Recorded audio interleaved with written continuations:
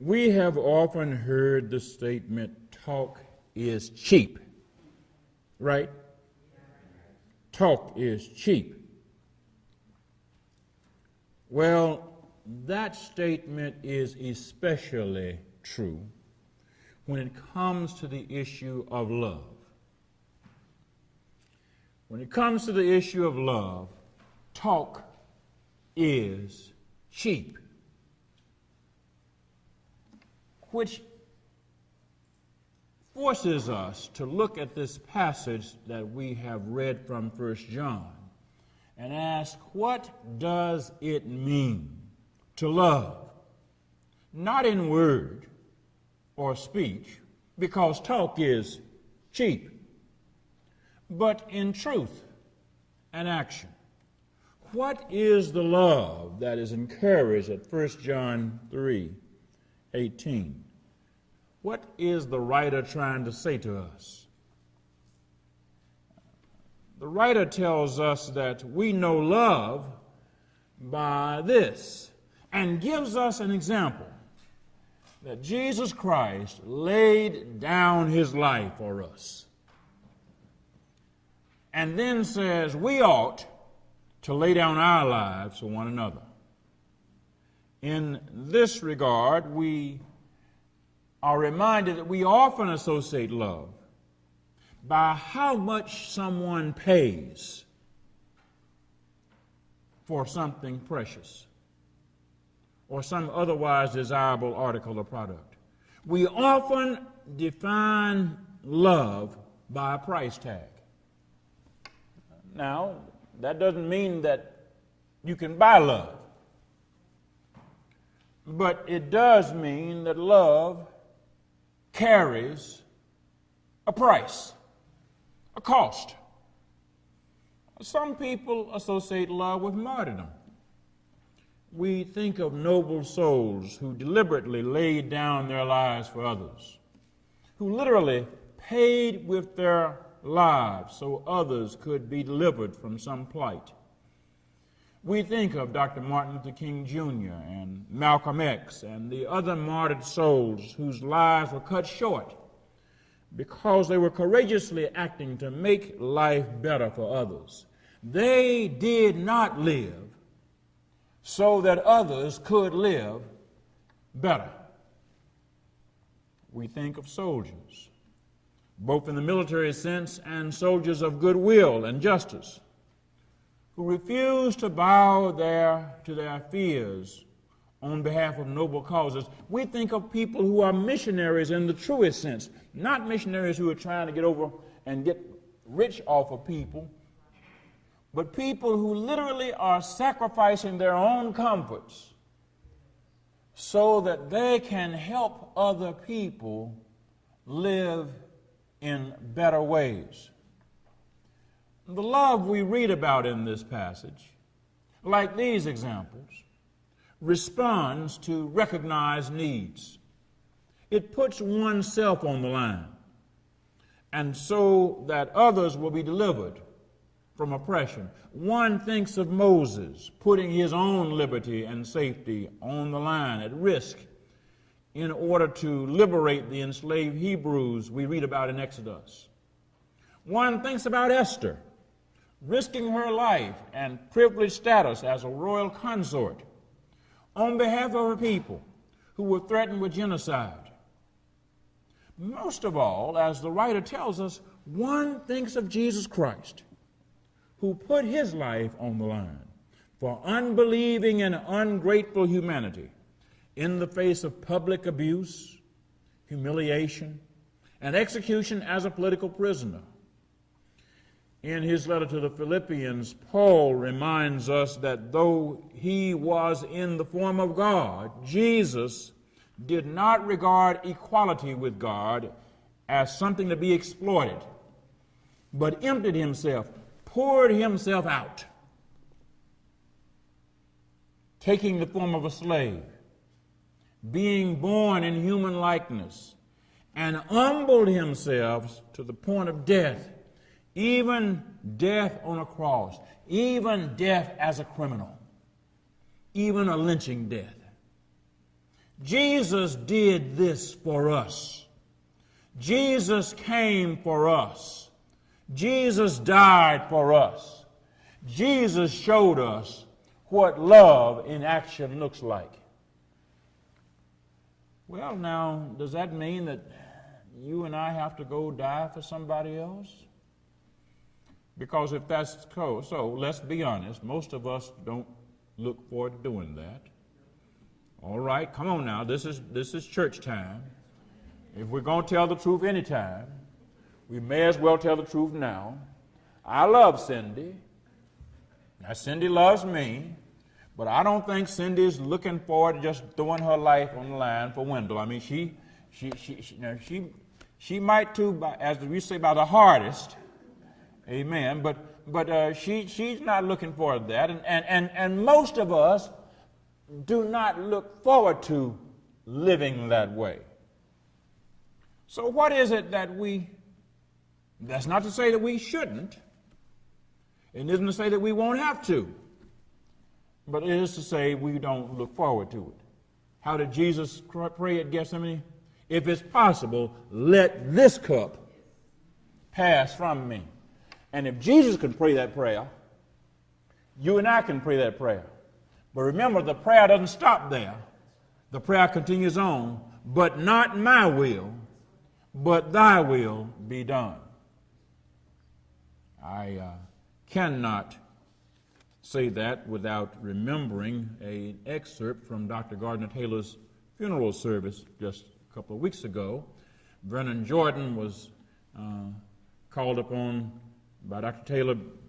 Dr. Taylor planned everything to give a tribute, and Vernon Jordan mentioned that during later years, Dr. Taylor told Vernon he had a running argument with God. And Vernon said, well, Doc, what are you arguing with God about? He says, I'm arguing with God because I'm ready for God to take me. And he won't take me. And Vernon said, Gardner, you've been running around for well over 50 years telling people not my will, but thy will be done. To which Dr. Taylor said, Vernon Jordan, you stay out of this. It's none of your business. This is between me and God. But the truth of the matter is, we do pray not my will, but thy will be done. At the same time, we hope the Lord doesn't will that we'll have to put our lives on the line. But oftentimes we are playing God short when we think that's all God asks of us. Because the first thing we see in this passage is that God first calls upon us to recognize the needs of others. Before I can decide how much I have to pay, I have to recognize that there are other people in need. That's the first thing, that we recognize the needs of others. The author of 1 John writes, how can the love of God be in somebody who sees a brother or sister in need and has the world's goods and doesn't respond? Well, we have to first see the need. And that's not that hard, is it? Seeing the need isn't that hard. Seeing the need doesn't require us to do anything more than open our eyes and open our heart to the plight and the predicament of others, to look beyond our own situations, our own comfort, our own convenience, our own well-being, and look at our neighbor. How does the Lord tell us the great commandment reads? The Lord your God is one God. You shall love the Lord with all your heart, your heart, your mind, your soul, and your strength. And don't stop. Don't take a breath. And your neighbor as yourself. It is not love God or. It is not love God but. It is not love God and my neighbor as myself. is love the Lord your God with all your heart, mind, and strength, and your neighbor as yourself. If I will not see my neighbor, I will not love my neighbor. And the truth of the matter is, in all too many cases, we choose to be blind to our neighbors. We elect blindness. We have not only selective memory, we have selective vision. We choose who to see. We choose whose problems to know. We choose whose situations are worth caring about. And we choose to ignore those others. Sometimes we choose to ignore them because they're just not like us. You understand? They don't live where we live. They don't look like we look. They don't pray like we pray. They don't sing like we sing. They don't walk like we walk. They don't have our histories. And so we choose not to see them. And in doing so, we choose not to love them. Because we cannot love people we will not see. We cannot love people whose plight we will not know. We cannot love people whose situations we selectively ignore. That is not hard. That's not going to Calvary. That's simply opening our eyes, isn't it? And all too often, we don't want to open our eyes. We don't want to see. We want easy situations. Don't show me pain. Don't show me the cares of others. Sometimes people don't like to come to church because they don't want to find out other people's problems. How many times have you heard people say on the phone, I'm called to talk to you, but I don't want you to tell me anything bad. I just want to tell me something good. How many people really feel loved by folks who only call to hear your good news, but don't want to hear your troubles? The first thing we have to do is to recognize the needs of others. We have to live beyond our own comfort, our own privilege, our own safety. We have to recognize that others are suffering while we are comfortable. While we are privileged, others are oppressed. Others are threatened while we are safe. And the author of this text we read explains the situation in words that are impossible to misunderstand by the question, how does God's love abide in anyone who has the world's goods and sees a brother or sister in need and yet refuses to help?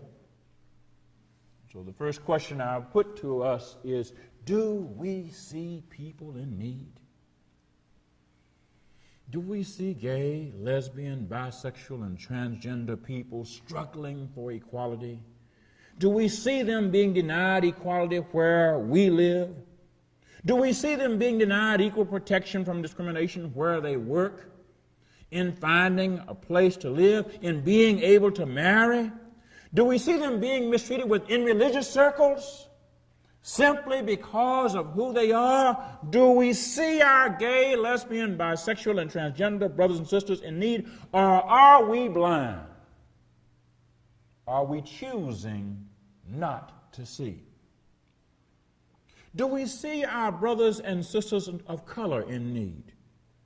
Do we see the abusive and deadly treatment they are suffering from law enforcement officers and vigilante groups and people? Do we see grieving families of Trayvon Martin and Michael Brown Jr. and Sean Bell and Tamir Rice and Rekia Boyd and Walter Scott and Freddie Gray and Monroe Isidore and Eugene Ellison and countless others? Do we see all these hurting families?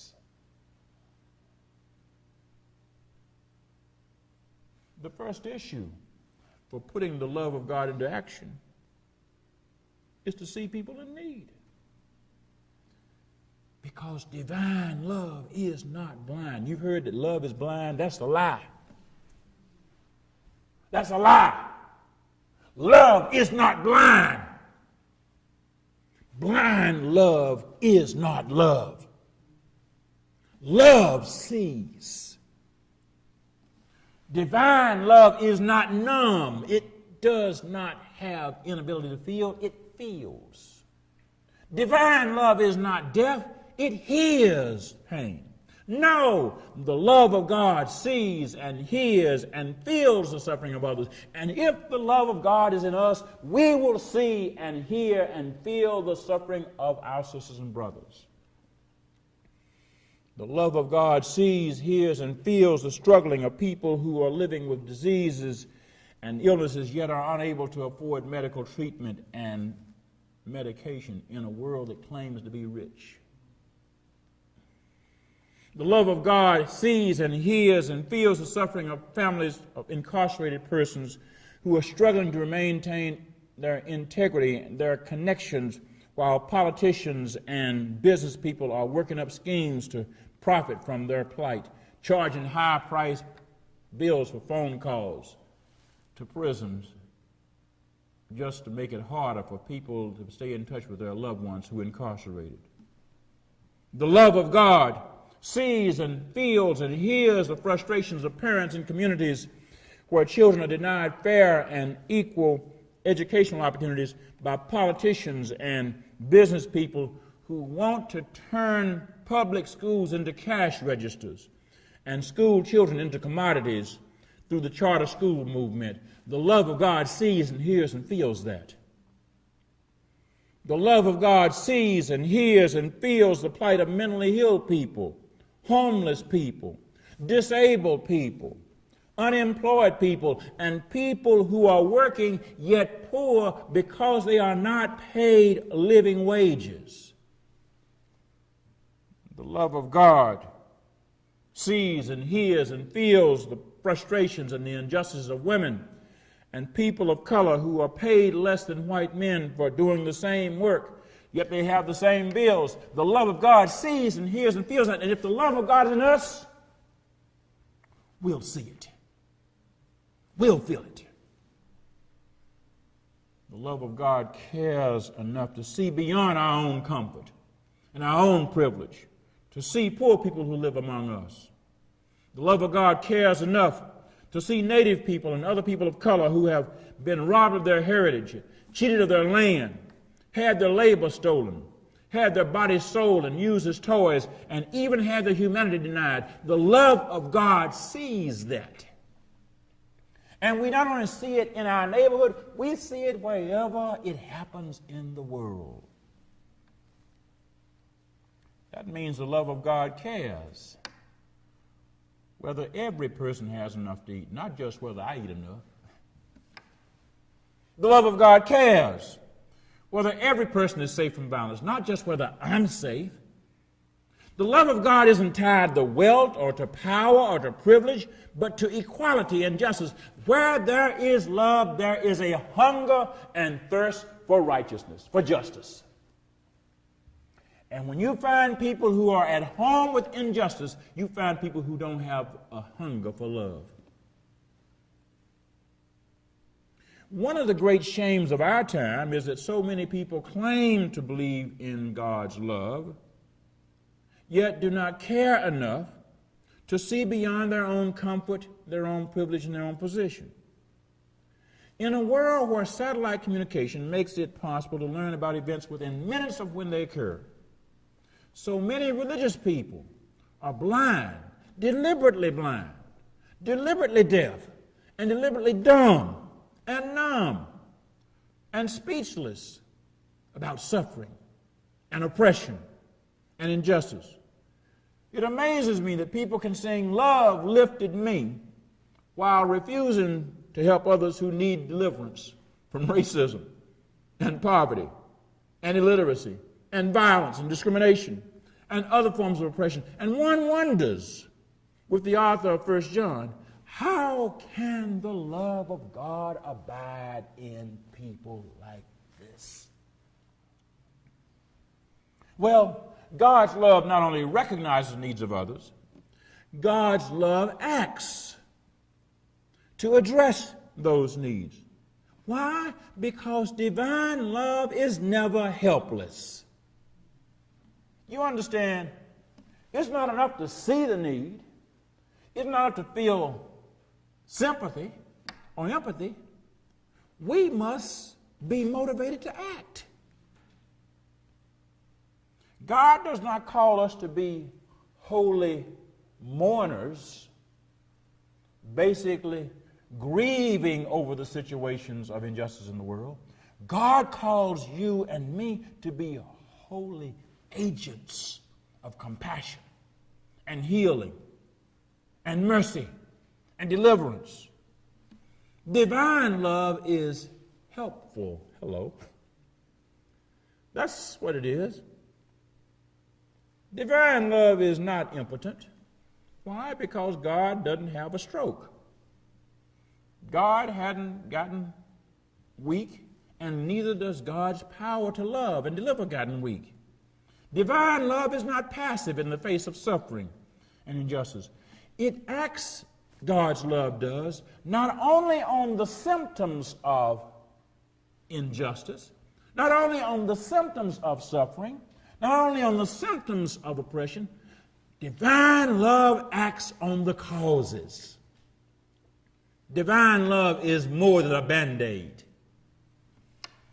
It's more than putting a little dab of Brill cream on it and saying, okay, I'm going to slick it down and it's going to be okay. No, divine love gives you a real hair treatment.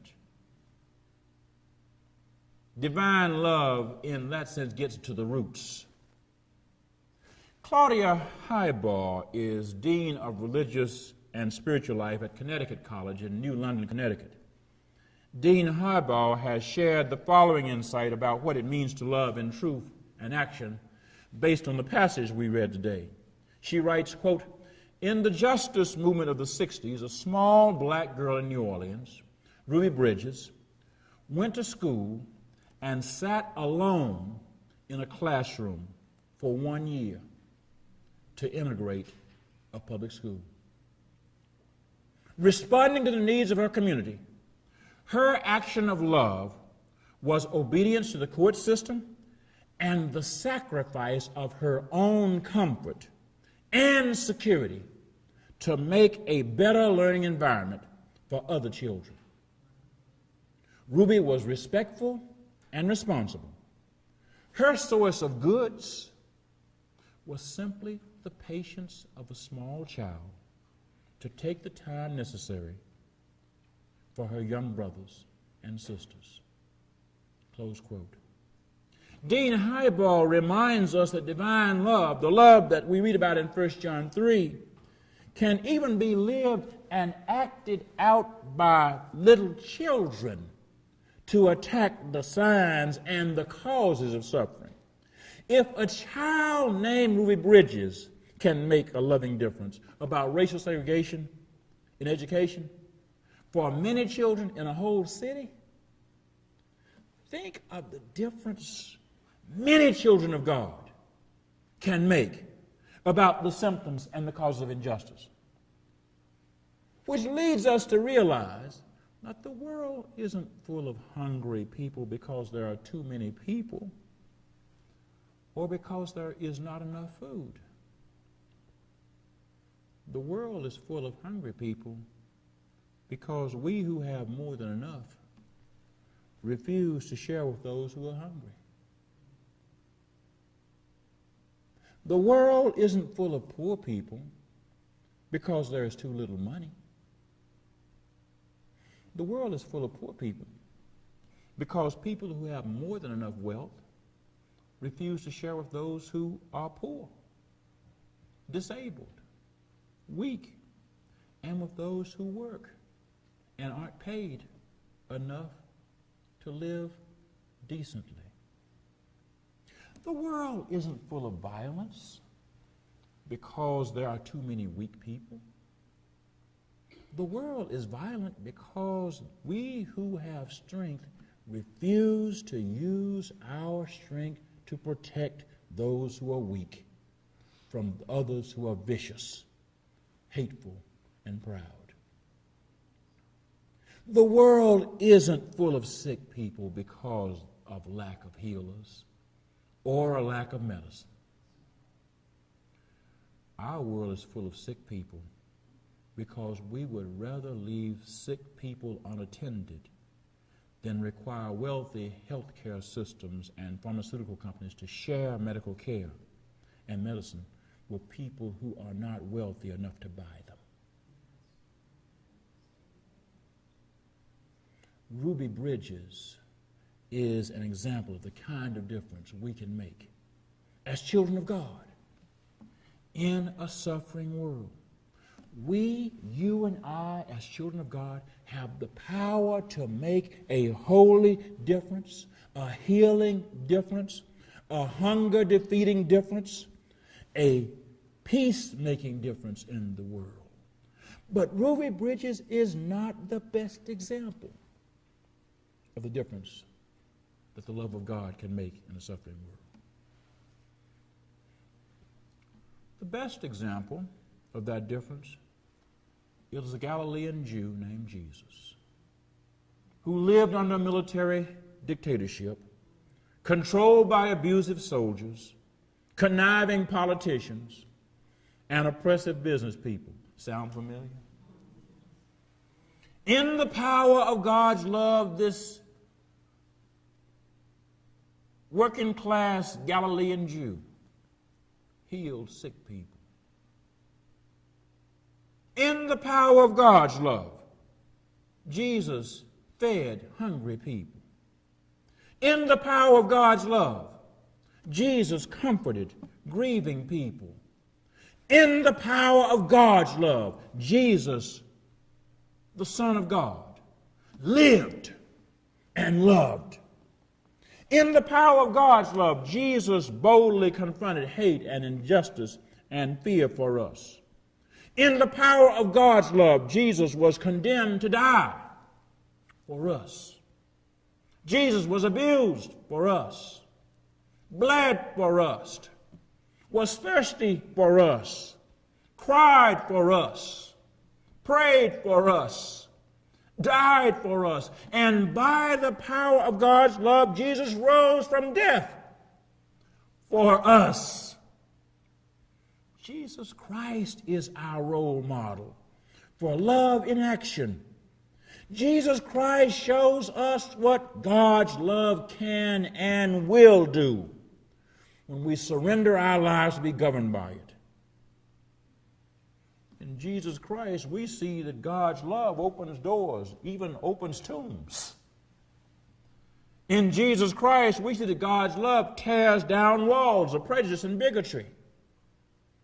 In Jesus Christ, we see that God's love knocks down mountains of privilege and prejudice. God's love makes rough places smooth and crooked places straight and a way out of no way and overcomes that stuff we said can't be overcome. God's love delivers. God's love sets oppressed people free. God's love saves. Because it first sees and then cares and then puts itself in the way. In Jesus Christ, God calls us.